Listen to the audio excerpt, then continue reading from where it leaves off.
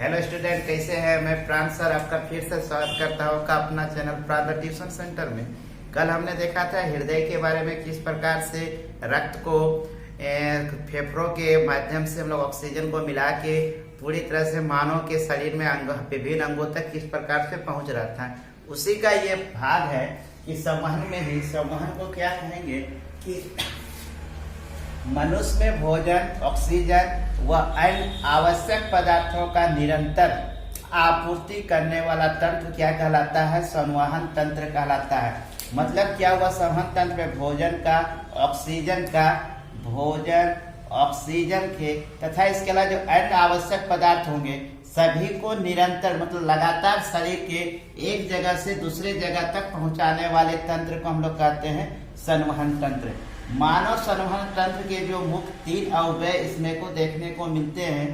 पहला हो गया हृदय, जिसके बारे में कल हमने देखा था। आज हमने देखेंगे रक्त नलिका, जिसमें धमनी और शिराएं आएगी। फिर ये है रक्त और लसिका। उससे पहले हम लोग ये रक्त के बारे में जानेंगे कि रक्त क्या है। रक्त में 2 प्रकार के होंगे, एक ठोस अवयव, एक द्रवीय अवयव होगा। ठोस अवयव में रुधिर कणिकाएं होगी और द्रवीय अवयव में प्लाज्मा होगी। तो रुधिर कणिकाएं जो होती है, ये जो रुधिर कणिकाएं हैं, रुधिर कणिकाएं को हम लोग मुख्यतः 3 भागों में बांटेंगे। लाल रक्त कणिकाएं, श्वेत रक्त कणिकाएं और रक्त प्लेटलेट्स। लाल रक्त कणिकाओं को RBC भी कहते हैं, श्वेत रक्त कणिकाओं को WBC और ये रक्त प्लेटलेट्स को प्लेटलेट्स ही कहा जाता है। तो लाल रक्त कोशिकाएं मतलब RBC का काम किया है ऑक्सीजन, कार्बन डाइऑक्साइड का वहन करना। शरीर के भीतर में ऑक्सीजन और कार्बन डाइऑक्साइड को वहन करता है और साथ में इसमें हीमोग्लोबिन पाया जाता है। यह हीमोग्लोबिन का फॉर्मूला है HB। हीमोग्लोबिन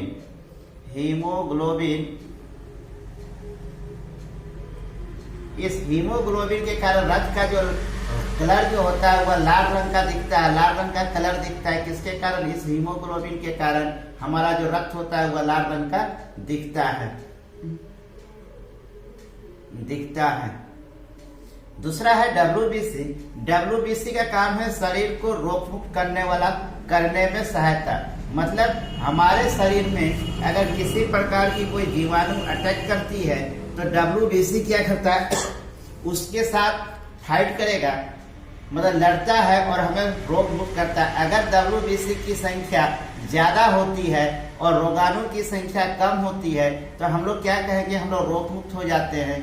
अगर किसी कारण से WBC की संख्या कम हो जाए और रोगाणुओं की संख्या ज्यादा हो जाए तब हमारे शरीर में रोगों का आक्रमण होता है, जिसको बाद में हम लोग एंटीबायोटिक करके WBC की संख्या को बढ़ा के हम लोग रोग मुक्त हो जाते हैं। तीसरा आता है रक्त प्लेट्स। इसका काम होता है रक्त का थक्का बनाने में सहायता। अगर हमें किसी प्रकार से उंगलियों में कट हो जाए या कहीं कट जाते हैं, कटने पर क्या होता है? हाथों से खून निकलने लगता है। खून निकलता है, इस उंगली से अगर खून टपक रहा है तब अगर रक्त में प्लेटलेट्स की मात्रा प्रचुर मात्रा में रहती है, सफिशिएंट है, तो रक्त का बहना क्या होता है? कुछ समय के बाद बंद हो जाता है। अगर प्लेटलेट्स की संख्या नॉर्मल से कम हो जाती है तो क्या होता है? यह लगातार खून का, रक्त का बहाव होते रहता है, जिसके कारण कभी कभी ये मृत्यु का भी कारण बनता है। जैसे एक्सीडेंट के केस में अगर रक्त में प्लेटलेट्स की मात्रा कम होगी तो लगातार क्या होता है? एक्सीडेंट के केस में ज्यादा खून बहने से रोगी की मृत्यु भी हो सकती है। तो ये था इसका 3 चीज। अब हम लोग देखेंगे द्रवीय अवस्था को, कि द्रवीय अवस्था में क्या है? प्लाज्मा। तो प्लाज्मा क्या है? इसमें 90% जल होता है तथा शेष क्या होता है? जैविक होता है। जैविक के रूप में क्या होगा? Plasma protein. जैसे प्लाज्मा प्रोटीन क्या होगा? एल्ब्यूमिन,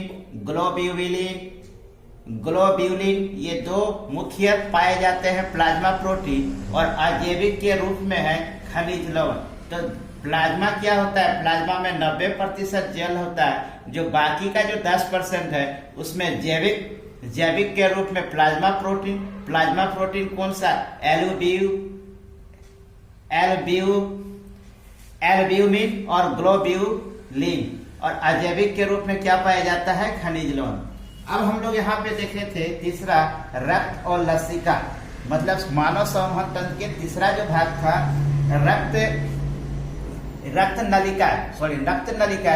रक्त नलिका में क्या है, धमनी और शिरा।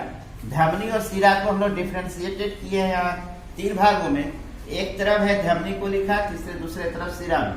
अब दोनों में अंतर करके देखेंगे तो समझ में इजीली आ जाता है कि धमनी क्या है, ऑक्सीकृत रुधिर को हृदय से शरीर तक ले जाता है। कल जिस प्रकार से हमने हृदय में देखा था, हृदय क्या होता है, 4 भागों में बटा होता है। तो यहाँ पे क्या था, कल हमने देखा था फेफड़ा को देखा था। यहाँ से फेफड़ा क्या होता है, ऑक्सीजन को लेके इसके भीतर ले आता है हृदय में, पहला चैम्बर में, फिर ये सेकेंड चैम्बर में आता है, फिर ये यहाँ से आके शरीर के अंग तक आ जाता है। तो शरीर के अंग में क्या था, ऑक्सीकृत रुधिर को हृदय से शरीर तक ले जाता है। मतलब धमनी क्या है, ये वाला हिस्सा क्या होता है, धमनी होता है जो हृदय से शरीर के अंग तक ले जाता है। शिराएं विभिन्न अंगों को अनाक्सित रुधिर को वापस हृदय में ले जाती है। मतलब अब शरीर के बाद कोशिका में देखे थे कि कोशिका में जब ये शरीर के अंग में जाता है तो माइटोकॉन्ड्रिया के जाने के बाद यहाँ से CO2 जो निकलता है, ये CO2 शरीर के अंगों से फिर ये क्या होता है, तीसरे चैम्बर में चला जाता है, जिसको हम लोग ये वाला शिरा कहलाता है, जो हम लोग को ऑक्सीजन, मतलब इसमें ऑक्सीकृत रुधिर होता है जो शरीर से फिर वापस हृदय में ले आता है। धमनी की भित्ति मोटी होती है और अधिक लचीली होती है। ये वाला क्या होगा, मोटी होता है। क्यों मोटी होता है, क्योंकि कल हमने पढ़ा था हृदय में कि हृदय के क्या होता है, पंप करता है। पंप करने से ये शरीर के अंगों तक जल्दी से जल्दी रक्त को भेजना चाहता है, जिसके कारण इसकी मोटी होती है भित्ति और लचीली होती है। जबकि शिराएं की भित्ति इसकी अपेक्षा कम मोटी होगी और कम लचीली होती है। यह सतही नहीं, ऊतकों के नीचे पाई जाती है। मतलब ये जो हमारे हाथों में आप लोग जो ऊपर की ओर जो देखते हैं, ये जो शिराएं जो देखते हैं, ये शिरा है, ये अंदर की ओर, मतलब हृदय से अंदर की ओर रहेगी। ये दिखाई नहीं देती है, सतही नहीं होती है, इससे हम धमनी को देख नहीं सकते हैं। ये सतही होते हैं, शिराएं को हम लोग आसानी से देख सकते हैं। तीसरा हमने देखा था लसिका। लसिका क्या है, लसिका प्लाज्मा प्रोटीन और रुधिर कोशिकाओं से बना एक प्रकार का संवहन तंत्र है जो ऊतकों के बीच में एकत्र होता है।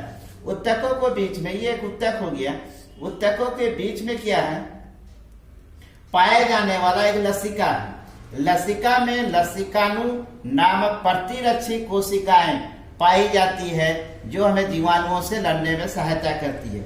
इसका कलर कैसा होगा, हल्के पीले रंग का पाया जाता है। शरीर में लसिका का कार्य क्या है, ऊतकों तक प्रोटीन तथा अन्य भोज्य पदार्थ ले जाते हैं। ये ऊतक जो है, ये शरीर का जो ऊतक है, इस ऊतक में प्रोटीन तथा अन्य भोज्य पदार्थ को ले जाने का काम लसिका करता है। साथ में लसिका का काम है अवशोषित वसा का वहन करना। जो खाने के बाद जो वसा का अवशोषित हो गया है, उसको, उस वसा को एक जगह से दूसरी जगह तक ले जाने का कार्य होता है। तो इस प्रकार से हमने देखा कि संवहन के पाठ में किस प्रकार से करते हैं। तो आई होप आपको ये समझ में आ गए होंगे। अगर नहीं समझे तो कमेंट सेक्शन में कमेंट कर सकते हैं। प्लीज लाइक कीजिए और सब्सक्राइब कीजिए हमारे चैनल को, ताकि और ज्यादा से ज्यादा लोगों इससे फायदा उठा सके। तब तक के लिए थैंक्स।